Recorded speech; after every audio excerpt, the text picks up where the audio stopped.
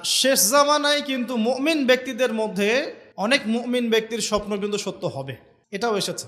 মুমিন ব্যক্তির স্বপ্নও কিন্তু সত্য হবে। কোরআনে এমনও দলিল আছে যে কাফেরের স্বপ্নও সত্যি হয়েছে। কোন সূরায় আছে কে বলতে পারবেন?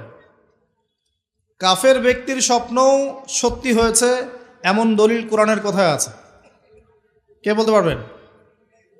হ্যাঁ, সূরা ইউসুফ। কি না আপনার? জি, আশিক। ঠিক আছে, মাশাআল্লাহ। আশিক ভাইয়ের জন্য আমাদের একটা হাদিয়া থাকবে ইনশাআল্লাহ, আপনি আলোচনা শেষে নিয়ে যাবেন। তো ইউসুফ আলাইহিস সালামের যে ঘটনা সূরা ইউসুফ, সেখানে আছে যে অমুসলিম দুজন ব্যক্তির স্বপ্ন সত্য হয়েছে, হয় নাই? একজন এসে বলেছেন আমার মাথায় রুটি, রুটি খেয়ে নিচ্ছে পাখি। আরেকজন বলেছে আমার হাতে ছিল শরাব, এই শরাব আমি পান করাচ্ছি রাজাকে, বাদশাকে। ইউসুফ আলাইহিস সালাম বললেন যে পান করাচ্ছে বাদশাকে সে নাজাত পেয়ে যাবে জেল থেকে, আর যার মাথা থেকে রুটি খাওয়া হচ্ছে তাকে শুলদণ্ড দেওয়া হবে। ঘটনা সত্য ছিল তো? আচ্ছা, এখানে এই দুই ব্যক্তি কিন্তু মুসলিম নন, তারা কিন্তু অমুসলিম। তো যেটা বলছিলাম যে আল্লাহর পক্ষ থেকে মুমিন ব্যক্তিকে সত্য স্বপ্ন দেখানো হতে পারে শেষ জামানায়, বেশি বেশি হতে পারে। তাই যখন ভালো কোনো স্বপ্ন দেখবেন শুকরিয়া আদায় করবেন আল্লাহর কাছে। আর যদি খারাপ কোনো স্বপ্ন দেখেন তাহলে কাউকে বলতে যাবেন না। খারাপ স্বপ্ন দেখলে কাউকে বলতে যাবেন না, বরং 2 রাকাত নামাজ পড়ে আল্লাহর কাছে আশ্রয় চাইবেন। আল্লাহ, আমি এই খারাপ স্বপ্ন দেখেছি, এর থেকে তোমার কাছে আমি আশ্রয় প্রার্থনা করছি। পবিত্র কোরআনুল কারীমে সূরা আলে ইমরান এর 19 নম্বর আয়াতে আল্লাহ পাক বলছেন, বা'দা আউযু বিল্লাহি মিনাশ শাইতানির রাজীম, ইন্না দীনা ইনদাল্লাহিল ইসলাম। আল্লাহ রাব্বুল আলামিন নিজে বলছেন যে নিশ্চয়ই আল্লাহর কাছে একমাত্র গ্রহণযোগ্য দিন বা জীবন ব্যবস্থার নাম কি? ইসলাম। ইসলাম শব্দের অর্থ কি? আমরা বলি শান্তি। সত্যিকার অর্থে ইসলাম শব্দের অর্থ হচ্ছে আত্মসমর্পণ করা। কি করা? আত্মসমর্পণ করা। যে ব্যক্তি আত্মসমর্পণ করে, যে ব্যক্তি ইসলাম পরিপূর্ণরূপে পালন করে, তাকে আমরা বলি মুসলিম।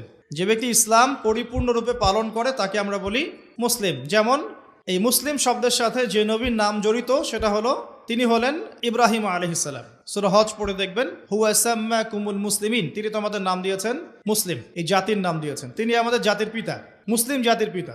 তো ইব্রাহিম আলাইহিস সালামের ব্যাপারে আল্লাহ পাক বলছেন, ইয ক্বালা লাহু রাব্বুহু আসলিম ক্বালা আসলামতু লিরাব্বিল আলামিন। যখনই আল্লাহ পাক ইব্রাহিমকে বলতেন আলাইহিস সালাম যে আত্মসমর্পণ করো, ইব্রাহিম আলাইহিস সালাম কোনো বিজ্ঞান যুক্তি দর্শন খুঁজতে যেতেন না। তিনি বলতেন আসলামতু লিরাব্বিল আলামিন, আমি বিশ্বজগতের প্রতিপালকের কাছে আত্মসমর্পণ করলাম।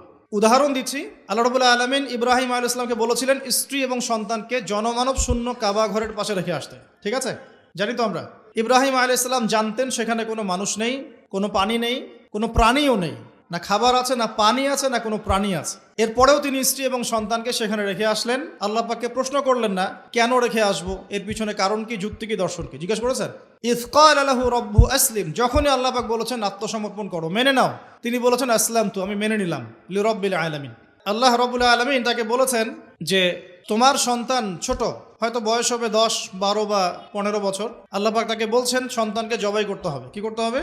জবাই করতে হবে। তিনি চলে গেলেন, সন্তানকে বললেন, ইয়া বুনাই, হে আমার সন্তান, যার নাম ইসমাঈল আলাইহিস সালাম, ইন্নী আরা ফিল মানামি আন্নী আযবাহুক, আমি আমার স্বপ্নে দেখেছি আমি তোমাকে জবাই করছি। কি করছি?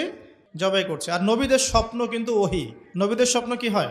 ওহী। ওহী মানে কি? আল্লাহর পক্ষ থেকে প্রত্যাদেশ, আল্লাহর পক্ষ থেকে মেসেজ। সবার স্বপ্ন কিন্তু ওহী নয়। নবীদের স্বপ্ন কি? ওহী।